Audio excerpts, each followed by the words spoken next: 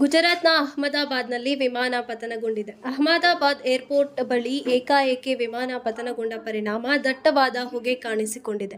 ವಿಮಾನದಲ್ಲಿ ಗುಜರಾತ್ನ ಮಾಜಿ ಮುಖ್ಯಮಂತ್ರಿ ವಿಜಯ್ ರೂಪಾನಿ ಸೇರಿ 242 ಪ್ರಯಾಣಿಕರಿದ್ದರು. ಅವರಲ್ಲಿ 230 ಪ್ರಯಾಣಿಕರು, 12 ಮಂದಿ ಸಿಬ್ಬಂದಿ ಇದ್ದರು. ವಿಮಾನ ದುರಂತದ ವಿಡಿಯೋ ಮೊಬೈಲ್ನಲ್ಲಿ ಸೆರೆಯಾಗಿದೆ. ಪತನಗೊಳ್ಳುತ್ತಿದ್ದಂತೆಯೇ ದಟ್ಟ ಹೊಗೆ ಆವರಿಸಿದೆ. ಏರ್ಪೋರ್ಟ್ ಬಳಿ ಮೇದಿನಿ ನಗರ್ನಲ್ಲಿ ಈ ಘಟನೆ ಸಂಭವಿಸಿದೆ. ಟೇಕ್ ಆಫ್ ಆಗುತ್ತಿದ್ದಂತೆ ವಿಮಾನ ಪತನವಾಗಿದೆ. ಏರ್ ಇಂಡಿಯಾ ವಿಮಾನದಲ್ಲಿ 242 ಪ್ರಯಾಣಿಕರಿದ್ದರು ಅನ್ನುವಂಥ ಮಾಹಿತಿ ಲಭ್ಯವಾಗಿದೆ. ವಿಷಯ ತಿಳಿದ ಕೂಡಲೇ ಸ್ಥಳಕ್ಕೆ ಅಗ್ನಿಶಾಮಕ ದಳ ಧಾವಿಸಿದ್ದು ರಕ್ಷಣಾ ಕಾರ್ಯಾಚರಣೆ ನಡೆಸುತ್ತಿದ್ದಾರೆ.